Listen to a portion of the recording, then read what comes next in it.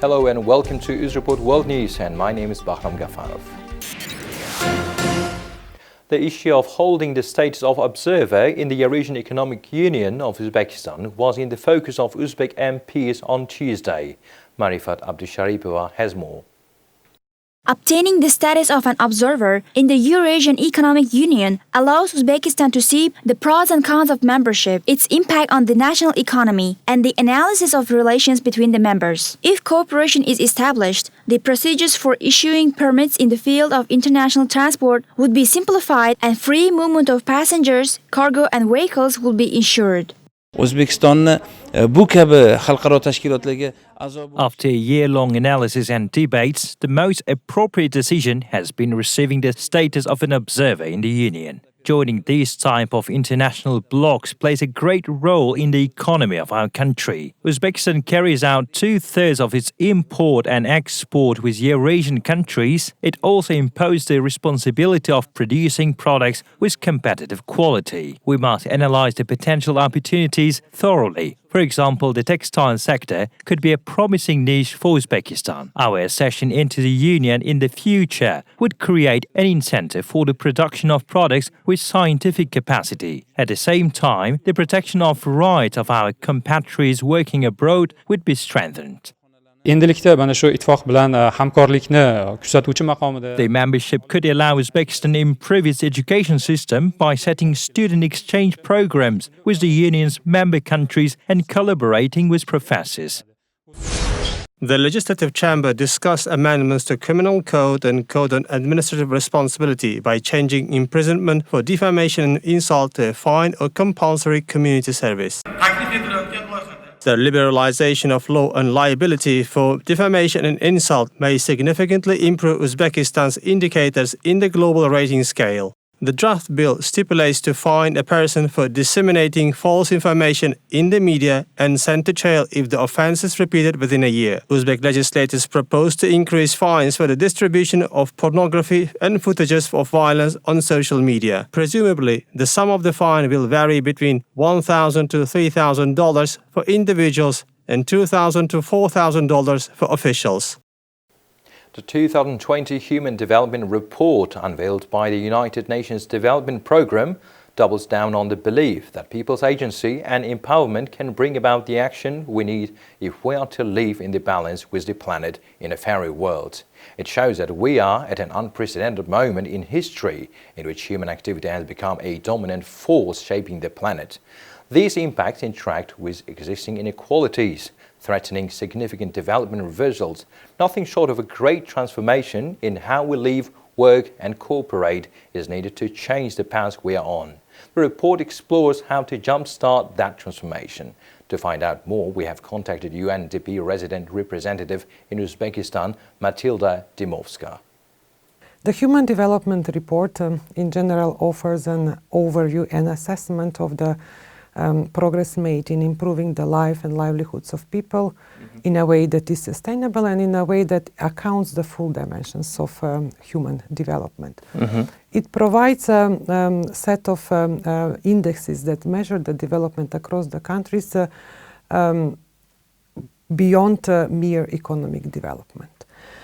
For the past 30 years, it has been informing the development debate on issues like mobility, migration, gender, human rights, climate change.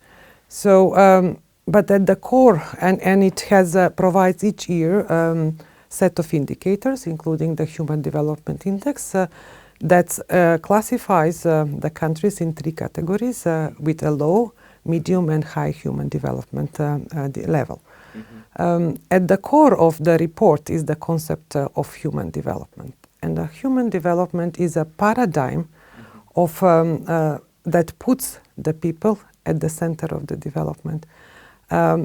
Human development is about expanding the capabilities for the people, choices for the people, so that they live life according to their values. So it goes beyond, it values the material resources, it values the income, human development. However, it also takes into considerations 2 other components that are very important, and that is for people. And that is access to health and access to education. And this changes. In 2019, for example, the Human Development Report argued that now enhanced capabilities are becoming very important for people to thrive into the digital era. A new decree by President Shavkat Mirziyoyev aims to implement water-saving technologies in agriculture, the Ministry of Justice reported on Tuesday. The document, as expected, will speed up the introduction process of drip and sprinkler irrigation systems up to fivefold. Based on this, the adoption of the new water-saving technologies will be introduced on 430,000 hectares of farmland in 2021. Particularly, 200,000 hectares will be leveled using laser equipment. As an effective, land leveling reduces the work in the crop establishment and crop management and increases the yield and quality. From 2021, the state will provide subsidies to agricultural producers to cover part of the cost of introducing the new technologies. The farmers purchasing automated land planning units with the laser installation produced domestically shall be compensated 30% of the cost from the state budget. Subsidies are allocated with the condition that the introduced water-saving technologies are applied for at least 5 years. Until December 1st, 2021, an electronic information system will be launched, which will keep track of the consumption of electricity and the volume of discharged water in the Republic at the operating pumping stations of the Ministry of Water Resources. Projects worth some $22 billion are currently underway today in the energy sector of Uzbekistan in cooperation with Russia. This was announced by the Energy Minister of Uzbekistan during his trip to Russia on Tuesday. According to the Energy Minister of Uzbekistan, Alisher Sultanov, the digitalization of production and financial processes of energy companies is one of the new areas of cooperation. In the hydropower industry of Uzbekistan today, 5 projects are being implemented with the financial support of Vneshekonombank of the Russian Federation. These include the construction of new mini hydroelectric power plants, the modernization of the operating Farhad and Tupalang hydroelectric power plants. Lukoil produced 84.4 billion cubic meters natural gas in the period between 2004 and 2020. The volume of utilized investments in these projects amounted to over $7.4 billion. The Asian Development Bank announced that it has approved a $93 million loan to help enhance competitiveness in Uzbekistan and boost inclusive growth by improving market-relevant skill development for young people and employed job seekers. The Skills Development for a Modern Economy project seeks to develop a skilled workforce in 5 priority areas, including construction, textile and garments, information and communication technology, agribusiness and food processing, as well as machinery repair and maintenance. According to ADB, at least 60,000 people, including 48,000 unemployed job seekers and 500 people with disabilities, will benefit from the project. The statement says that the project will also benefit industries seeking skilled workers and returning migrants who pursue reskilling and recognition of prior learning in the target domains. By upgrading the facilities of 6 technical and vocational education institutions, the project will turn these into resource centers for competency-based training. This will in turn benefit other training institutions not covered under the project, seeking learning resources. Starting from March 1st, 2021, the citizens of Uzbekistan will be able to buy insurance cards online. The innovation is to be launched by the Ministry of Finance jointly with the insurance organizations. A government decree has approved the rules for the sale, registration and verification of the authenticity of e-policies for compulsory insurance of civil liability of vehicle owners. Currently, there are 36 insurance companies in the Republic, which account for 45% of the total volume of services in the insurance market. 10 companies have the lion's share in the market, which is around 69%. The 4th International Congress Cultural Heritage of Uzbekistan, the foundation of New Renaissance, has opened in Tashkent. The event has attracted over 300 prominent foreign scientists representing more than 40 countries, as well as 1,000 domestic experts and national participants.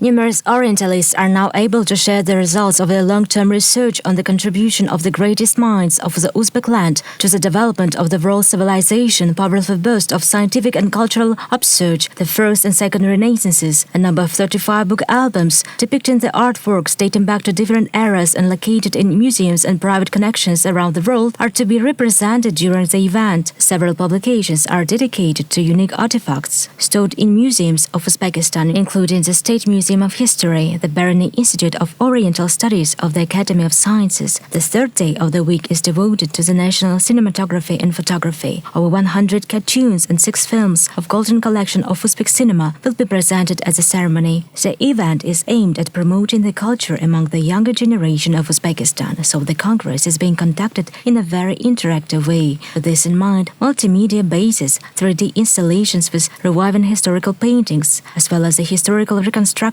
with scenes from historical films and books have been implemented.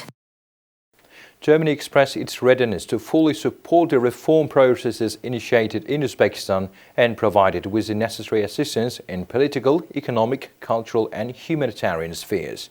This was announced during a meeting between Uzbek ambassador in Germany, Nabijan Kasimov, with Vice President of German Bundestag, Claudia Ross. My colleague has more. The German parliamentarian welcomed Uzbekistan's initiatives to adopt the UN Convention on the Rights of Youth and the UN General Assembly resolution on enhancing the role of parliaments in achieving the SDG and ensuring human rights. The German side also stressed the recent decision of the US State Department to exclude Uzbekistan from the special watch list in the field of religious freedom. The drying up of the Aral Sea is a global catastrophe. We welcome the efforts of Uzbekistan to eliminate its consequences, as well as to attract the attention of the international community to this problem. According to the German politician, the development of environmentally friendly and cultural tourism could also be promising for Uzbekistan, since it can attract many tourists not only from Germany, but also from all over the world. Uzbekistan plans to hold the Week of Reading campaign annually in the first days of April. The initiative will be carried out in compliance with the national program for the development and support of the culture of reading in 2020 and 2025. The first is to set the preparation measures and infrastructure for reading culture in 2020-2021. Next step will be to strengthen the mechanism developed at the first stage. And the last one will be to accelerate the reading culture among youth, improve the quality of human capital through the growth of intellectual potential in 2024-2025. Also, according to the roadmap, it is envisaged developing a draft regulatory document to improve royalty payments to writers. Back in January of 2017, President Trump falsely claimed that he drew the biggest inauguration crowd ever. 4 years later, President-elect Joe Biden's inaugural committee is actually urging Americans to stay home. The coronavirus pandemic reshaping Biden's January 20th inauguration plans, starting with a public message Tuesday from the event's organizers. Don't travel to Washington to see Biden sworn in.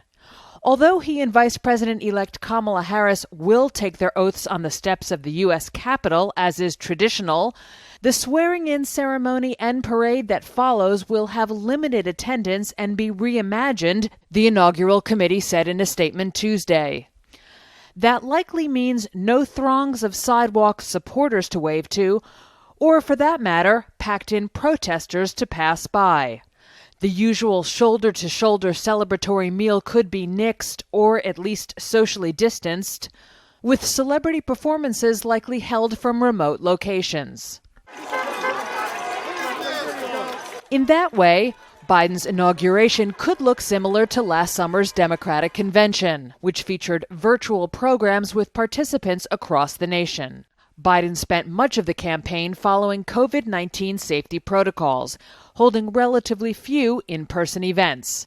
Trump has yet to concede the election. Ayes 55, noes 0.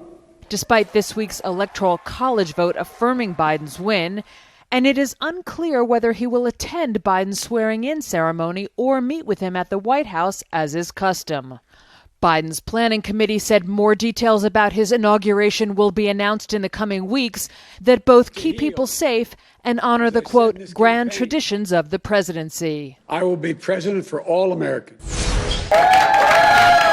One day after Americans began getting vaccinated against COVID-19, a second vaccine, this one from Moderna, is on track for FDA approval this week after U.S. Food and Drug Administration staff endorsed it as safe and effective in documents released Tuesday. Moderna could get the green light as early as Friday, according to the New York Times, making millions of doses available to Americans within days. Moderna's approval would follow FDA's granting of emergency use of Pfizer's vaccine and would help the United States fulfill its promise to inoculate 20 million people this month. After healthcare workers, nursing home residents are next in line, and many are eager to get their shots, like 76-year-old Katharina Maison. I know that there could be side effects. I'm aware of that, but I'm also aware that there are often lasting side effects of having the coronavirus. I'd rather have the side effect, if anything, from the vaccine. 76-year-old Rosalind Curley said she's happy the vaccine is on its way, even though she might not be eligible because she's allergic to penicillin. I can't understand people who don't want to take it. I would have it in a heartbeat. It's got to be better than the COVID. That's a nasty thing. Health officials are hoping to spread that confidence to the greater public. As of now, many Americans remain skeptical. Only 61% of respondents in a recent Reuters Ipsos poll said they were open to getting vaccinated. Democrats and Republicans held long-awaited COVID relief negotiations in person on Tuesday, with Treasury Secretary Steven Mnuchin dialing in via phone to hammer out a new stimulus package to help the battered economy, struggling businesses, and the unemployed.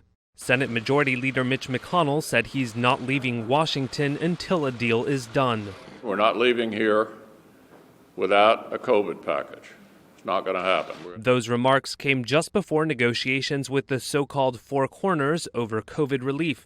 McConnell, House Speaker Nancy Pelosi, Senate Democratic Leader Chuck Schumer, and House Republican Leader Kevin McCarthy on Capitol Hill. President-elect Joe Biden Tuesday blasted Washington for not moving faster to help. The United States Senate should have passed the coronavirus and economic relief package months ago. People need help. And they need it right now. White House Press Secretary Kayleigh McEnany said Trump also supports direct payments as part of the bill. He's said that he would really like to see those stimulus checks in there. The aid package has been stalled for months over disagreement between Republicans and Democrats over funding for local government and liability protections for businesses, which leadership from both parties have signaled they would be willing to leave out if it meant passing a measure sooner than later. If the leaders can reach agreement, the coronavirus aid could be attached to a much larger government spending bill, which must be passed by Friday to avoid a federal government shutdown. Stimulus talks are back on in Washington, and that made Wall Street happy. Lawmakers are also making progress toward a massive government spending bill. The Dow rallied 337 points. The S&P 500 rose 47 points to snap its longest losing streak since September.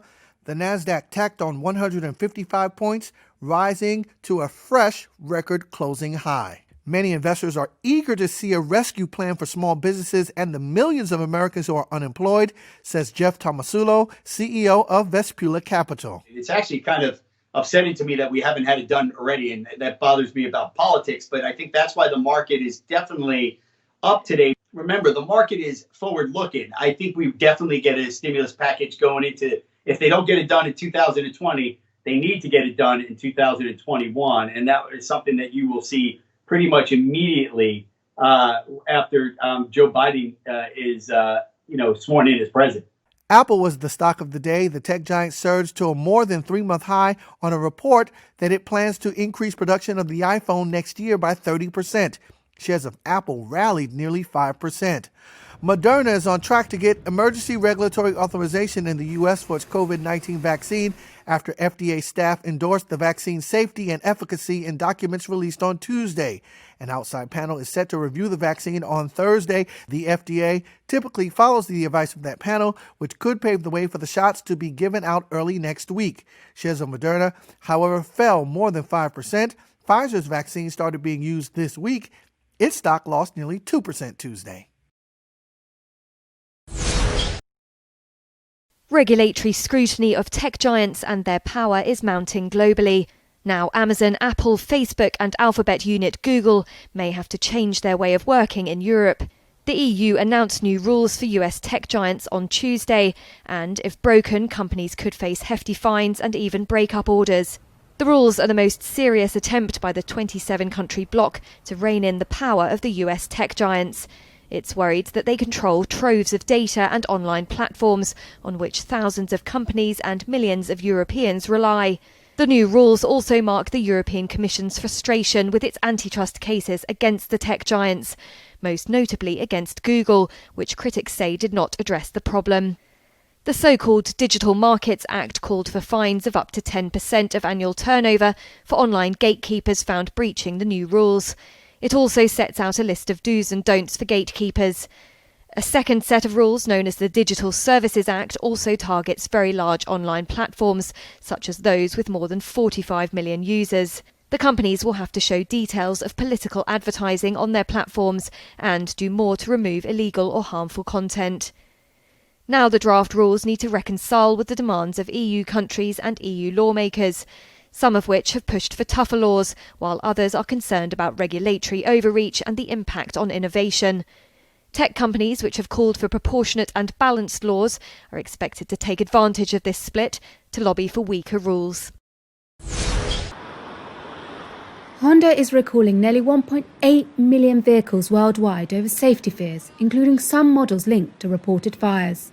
The Japanese car maker announced on Tuesday that it had 4 separate campaigns, which cover 1.4 million cars in the United States alone. Honda says no injuries or crashes have been reported in relation to the recalls.